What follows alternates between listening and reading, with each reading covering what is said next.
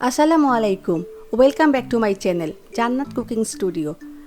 আমার আজকের recipe Ramzan special ছোলা ভুনা, আর সেই সাথে থাকছে কিভাবে আমরা সপ্তাহ জুড়ে সংগ্রহ করব সেটার একটা টিপস। এখানে আমি 1 কেজি ছোলা সারা রাত ভিজিয়ে রেখেছিলাম, আর এজন্য এটা ফুলে ডাবল হয়ে গিয়েছে। এখানে আমি কিছু শুকনো ছোলা নিলাম, খুব কাছ থেকে দেখিয়ে দিচ্ছি ভেজানোর পর এটা কেমন ফুলে গিয়েছে।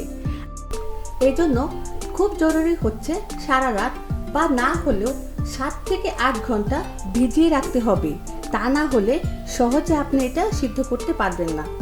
আমি একটা পাত্রে পর্যাপ্ত পরিমাণে পানি আর 2টো আলু সিদ্ধ করতে বসিয়ে দিচ্ছি। পানিটা এমনভাবে দিতে হবে যাতে ছোলাগুলো ডুবে থাকে, আর সিদ্ধ হওয়ার পরেও যাতে কিছুটা এক্সট্রা পানি বেঁচে যায়। আর আলুগুলো একসাথে সিদ্ধ দেওয়ার মানে হচ্ছে রান্নার সময় আলু সিদ্ধ নিয়ে কোনো টেনশন করতে হবে না। মিডিয়াম হাই হিটে রেখে ছোলাটাকে সিদ্ধ করব, তবে একেবারে কিন্তু সিদ্ধ করে গলিয়ে ফেলা যাবে না, একটু শক্ত থাকতেই নামিয়ে ফেলতে হবে। আমি এর মধ্যে একটি ছোলা চেক করলাম, ছোলাটা পারফেক্টলি সিদ্ধ হয়েছে। এখন ঠান্ডা করে ধুয়ে নিয়েছি। আর যেহেতু আমার আজকে সবগুলো ছোলা দরকার নেই, তাই আমি একটা এয়ারটাইট কন্টেনারে ভরে রাখছি ফ্রিজের নর্মাল চেম্বারে। শুধু ইফতারের আগে প্রয়োজন মতো বের করে নিলেই হবে। আমি এখন বাকি ছোলাটা রান্না করে দেখাবো। সিদ্ধ আলুটাকে কিউব করে কেটে নেব।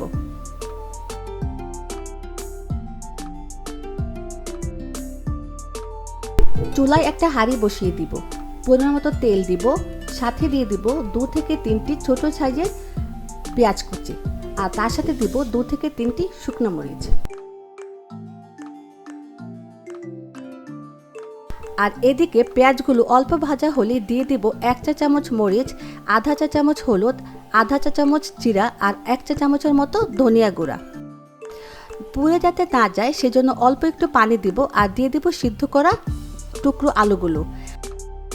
আলু আর মশলা একসাথে নেড়েচেড়ে দিয়ে দিব সিদ্ধ করে রাখা ছোলা বুটগুলো।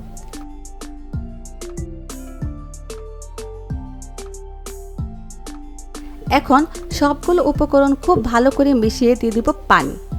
খুব বেশি পানি দেওয়া দরকার নেই, কারণ আমাদের ছোলাগুলো কিন্তু অলরেডি সিদ্ধ করাই আছে। তারপর ঢাকা দিয়ে অপেক্ষা করব মিনিট 5। এখন 5 থেকে 6 মিনিট পরে ঢাকনাটা তুলে আবার সবগুলো উপকরণ খুব ভালো করে মিশিয়ে দিব।